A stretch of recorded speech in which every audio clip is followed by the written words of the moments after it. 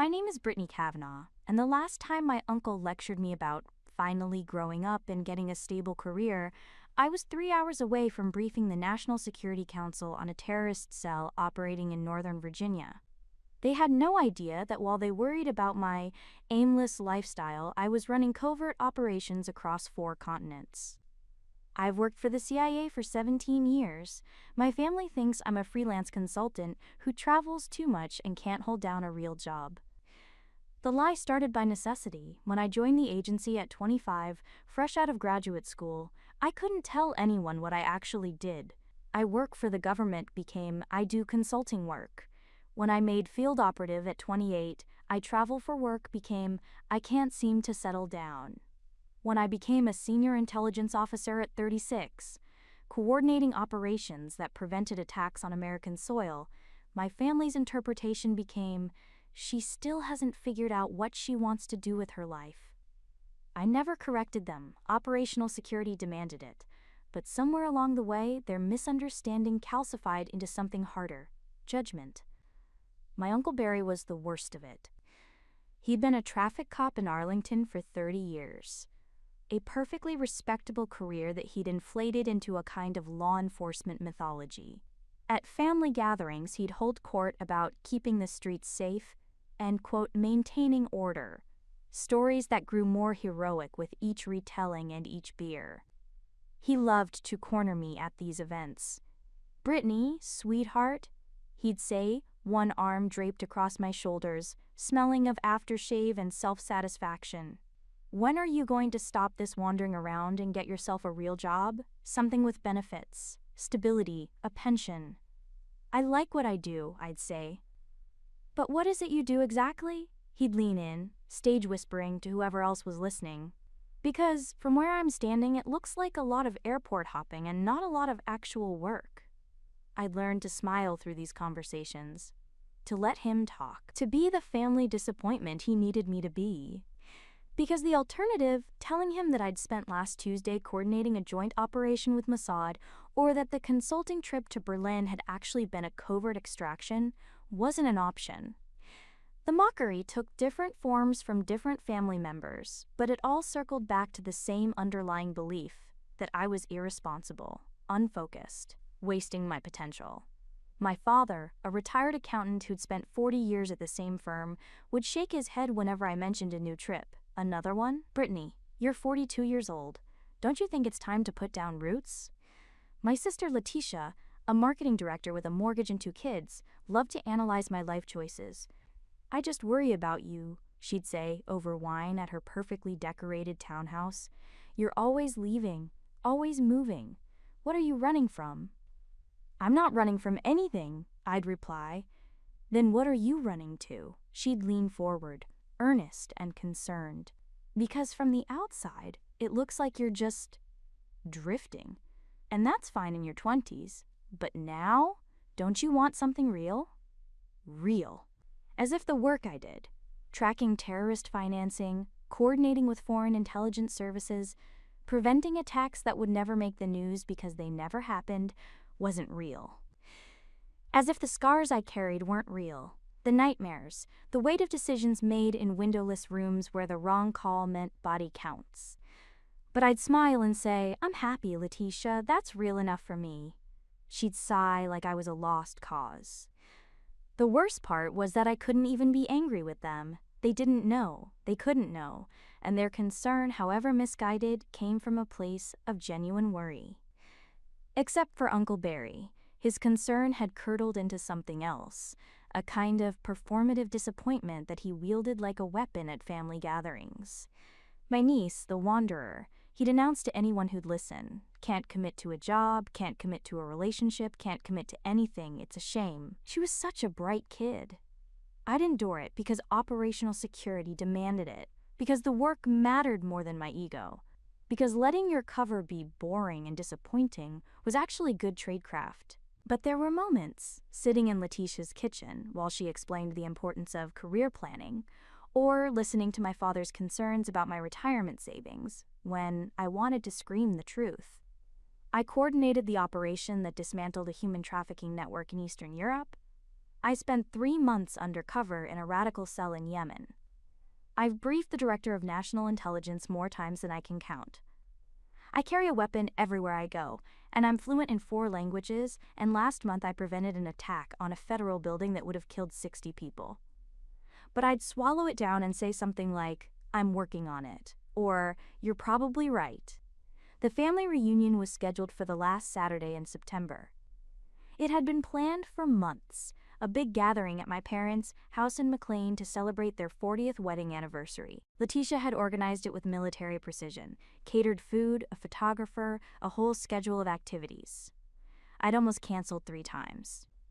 Wednesday morning, we'd received intelligence about a credible threat to a diplomatic summit in Washington. Thursday, I'd spent 11 hours in the operations center, coordinating with Secret Service and FBI. Friday night, I'd finally left Langley at 2 a.m., collapsed in my apartment, and woken up 5 hours later to my phone, buzzing with updates. By Saturday afternoon, the threat had been neutralized. 3 arrests, no casualties, no public panic. Just another crisis averted that no one would ever know about. I should have felt relief. Instead, I felt the familiar bone-deep exhaustion that came with this work, the kind that sleep didn't fix. But I'd promised my mother I'd be there, and despite everything, I loved my family, even when they drove me insane. I showered, put on jeans and a casual blazer, and drove my personal car, a unremarkable Honda Civic, to McLean. No security detail on the weekend unless it was operational. No government vehicle, just me and the sidearm I carried everywhere, hidden in a holster at the small of my back. The house was already crowded when I arrived at 4 p.m. Cars lined the street. I could hear music and laughter from the backyard. I parked 3 blocks away and walked, enjoying the rare moment of normalcy. Suburban streets, autumn leaves, the smell of someone grilling. It could have been any family gathering in any American neighborhood. My mother opened the door before I could knock. "Brittany, oh honey, you look tired." Come in. Your father's in the back with the grill, and Letitia's been asking about you." "Sorry I'm late," I said, hugging her. "You're not late. You're here. That's what matters." She held me at arm's length, studying my face with that particular maternal intensity that saw everything. "You've been working too much." "Maybe a little." "Well, tonight you rest. No talk about work, just family," she smiled. "Your Uncle Barry's here. He's already started on the stories." "I bet he has."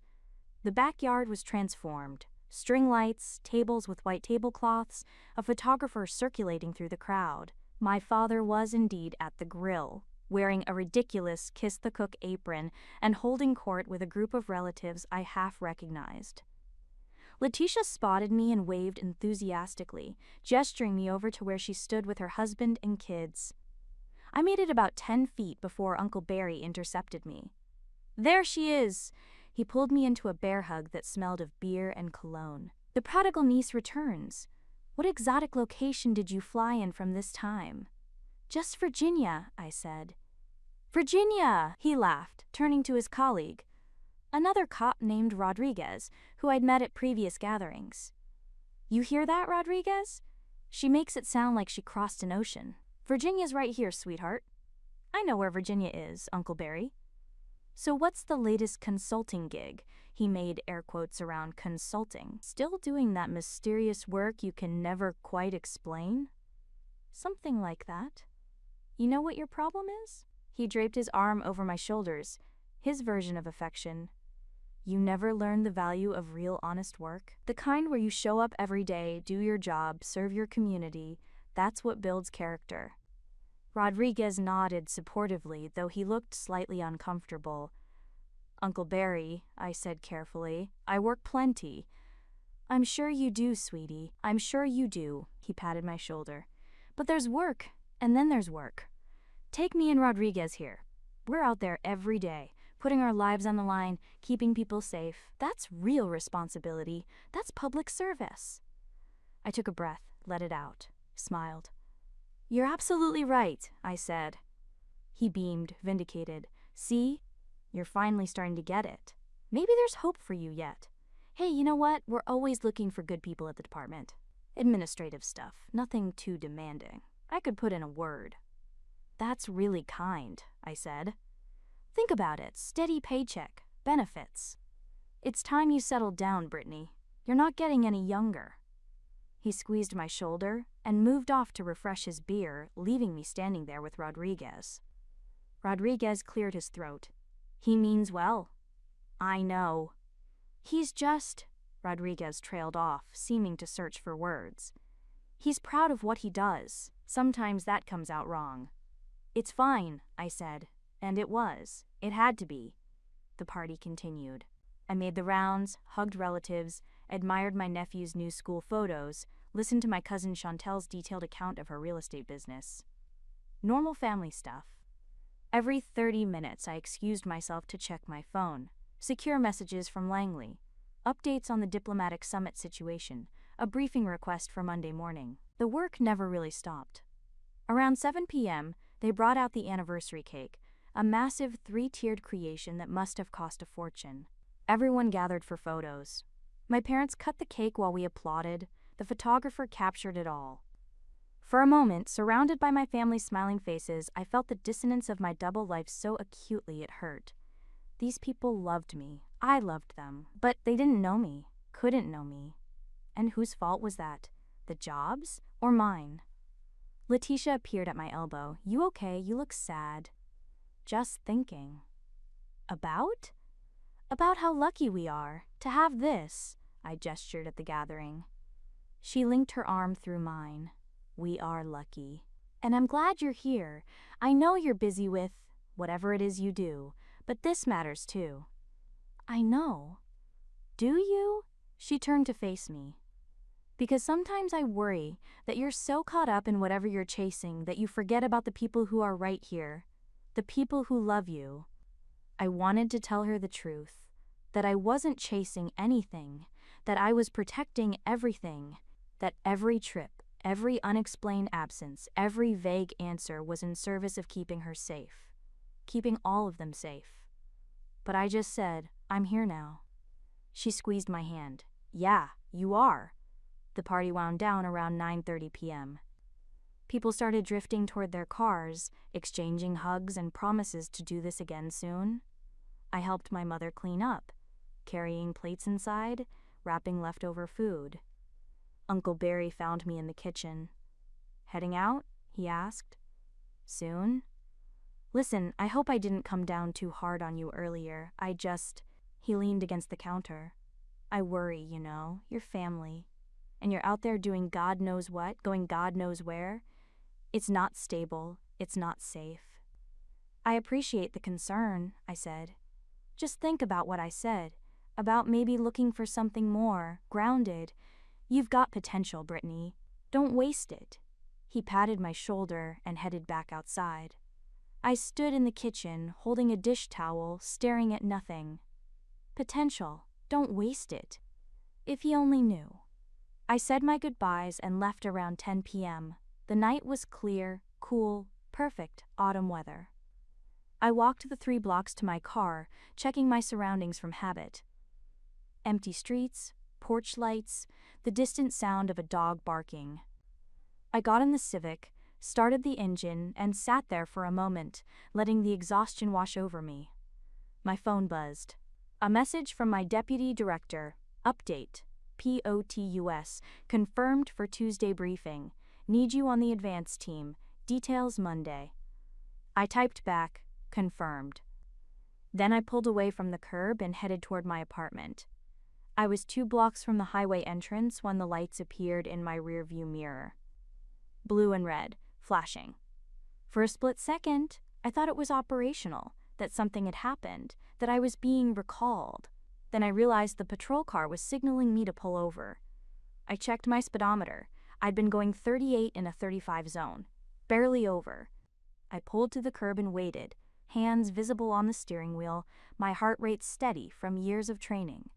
License, registration, and insurance were in the glove box. My CIA credentials were in my jacket pocket. My weapon was secured. The patrol car's spotlight illuminated my interior. I heard a car door open, then footsteps approaching. A knock on my window. I pressed the button, and the window rolled down, and my stomach dropped. Uncle Barry's face appeared, backlit by the streetlight. Behind him, I could see Rodriguez standing by the patrol car. "Well, well, well," Uncle Barry said, and his voice had a sharp edge I'd never heard before. "Look who's breaking traffic laws. Brittany Kavanaugh, caught red-handed." My mind raced through protocols. This was a coincidence, had to be. He was on duty, I was driving through his jurisdiction, he'd pulled over a speeder. Random chance. Except his expression told me otherwise. "Uncle Barry," I said calmly, "I didn't realize I was speeding." "Oh, you were speeding all right." He tapped his baton against his palm. 38 in a 35. That's a violation." "I understand. I'll take the ticket." "Will you now?" He leaned down, and I could see Rodriguez shifting uncomfortably behind him. "Here's the thing, Brittany. I've been working this beat for 30 years. And I've got a sense about people, about who's responsible and who's not." My pulse quickened, but I kept my expression neutral. "And you?" He shook his head. "You've been flying by the seat of your pants your whole adult life. No accountability, no consequences. Just drifting from one thing to the next, expecting the family to bail you out when things go wrong." "I've never asked the family to bail me out," I said quietly. "You don't have to ask. We just do it. Because we love you, even when you don't respect us enough to take our advice seriously." His voice rose. "Step out of the vehicle." The command was loud enough to carry. I saw lights turning on in nearby houses. Rodriguez took a step forward, looking alarmed. "Barry, man, maybe just write the ticket." "Step out of the vehicle," Barry repeated, waving his baton in my face. "You were speeding. I told the family you were irresponsible, and now I've got proof." I sat very still, my hands still on the wheel. This was it. The moment where operational security collided with family dysfunction. Where I had to choose between maintaining my cover and submitting to this public humiliation. Rodriguez's radio crackled, a dispatcher's voice, muffled. Barry was still talking, still waving the baton. "This is exactly what I'm talking about. No respect for the law, no respect for authority. You think you can just..." I made my decision. Slowly, carefully, I reached into my jacket pocket. Barry tensed, his hand moving to his service weapon. "Whoa, whoa, hands where I can see them." "I'm getting my identification," I said calmly. I pulled out the black leather credential case and opened it. The gold badge caught the streetlight, the eagle, the star, the words Central Intelligence Agency etched in metal. I held it up to the window. Barry froze mid-sentence. His baton stopped waving. Rodriguez stepped closer, squinting at the badge, and I saw his face change. Behind them, their patrol car's radio suddenly erupted in a burst of static and urgent voices. All units, be advised." Rodriguez lunged for the radio, but another voice cut through before he could reach it, not the dispatcher. A different voice. Deeper. With the unmistakable authority of someone who'd given orders in war zones. "Officer Barry Holbrook, badge number 2847. This is General Madison, NSC Operations Command. You just pulled over the president's undercover motorcade. You have 3 seconds to clear their path." The street fell absolutely silent. Barry's face drained of color. His baton clattered to the pavement. Rodriguez stood frozen by the patrol car, one hand still on the radio, his mouth open. I could hear my own heartbeat, could see the exact moment Barry's world realigned itself, every assumption shattering like glass. His voice came out strangled. You're CIA?" I didn't answer. Didn't need to. Rodriguez found his voice first. Barry, get back in the car, now." But Barry wasn't moving. He was staring at me like I'd transformed into someone else entirely. Which, I suppose I had. "All these years," he whispered. "All these years. You let me." Quote. I could have said something, could have explained, but the radio crackled again. My operations team at Langley, coordinating in real time because the secure tracking on my vehicle had triggered protocols when I was stopped. "Target secure. Standing by." Barry stumbled backward. His legs seemed to give out, and he caught himself against the hood of my car, his hand leaving a smear on the paint. Rodriguez grabbed his arm. "Barry, car, now!" They retreated to the patrol car, Barry moving like a man in a dream. Or a nightmare. I could see other vehicles approaching, 3 black SUVs with government plates, moving fast, my security detail, activated by the traffic stop. Standard protocol for senior officers. The SUVs boxed in the patrol car, men in suits emerged, earpieces visible, moving with practiced efficiency. One approached my window. "Director Kavanaugh, are you secure?" "I'm fine." "Will escort you to your destination. This has been logged and reported." "Understood." He moved away, coordinating with his team. Through my mirror, I could see them speaking with Rodriguez and Barry. I saw Barry's face, pale, shocked, devastated. I could have felt satisfaction, could have enjoyed this moment of vindication. Instead, I just felt tired. I rolled up my window, put the car in drive, and pulled back onto the street. The SUVs fell into formation around me, front, back, parallel. A protective box that announced to anyone watching, "This person matters." In my rearview mirror, I saw Barry collapse against the patrol car, his head in his hands. Rodriguez stood beside him, one hand on his shoulder, looking after my departing convoy with an expression I couldn't quite read. My phone buzzed. A text from Letitia. "Did something happen? Uncle Barry just called Mom, sounds really upset." I stared at the message for a long moment. Then I typed back, "Everything's fine, I'll call her tomorrow." The convoy escorted me to my apartment building. They cleared the garage, checked my floor, waited while I secured my apartment. Professional. Thorough. Exactly as trained. When they finally left, I stood in my living room, still holding my car keys, and let out a breath I hadn't realized I'd been holding. My phone rang. My mother. I answered. "Hi, Mom." "Brittany?" Her voice was strange, careful and confused. "Barry just called. He's very upset. He said something about you and the CIA and the president's motorcade, and nothing he's saying is making any sense. Is he drunk?" I closed my eyes. 22 years of lies and omissions, ending in a single moment on a suburban street. "Mom," I said quietly, "I need to tell you something about my job." The silence on the other end of the line stretched out forever. Then, very softly, "Oh my God, Brittany, all this time. All this time." "Why didn't you?" She stopped, started again. "No, I understand. I think I understand." A pause. "Are you safe? Are you okay?" "I'm okay, Mom." "Does your father know?" "Not yet." "He should. He needs to know." Her voice strengthened. "We all need to know. Not the details, I understand that. But the truth. That our daughter is... What are you exactly?" "I'm a senior intelligence officer. I coordinate counterterrorism operations.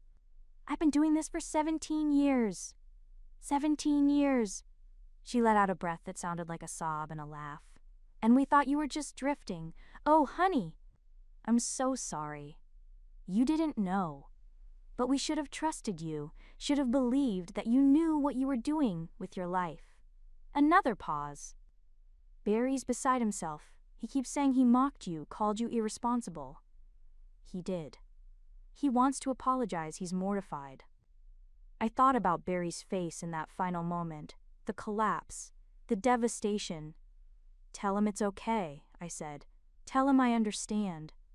"Is it okay?" I looked around my apartment, sparse, functional, showing none of the life I'd lived or the things I'd seen, a place to sleep between crises. "It has to be,"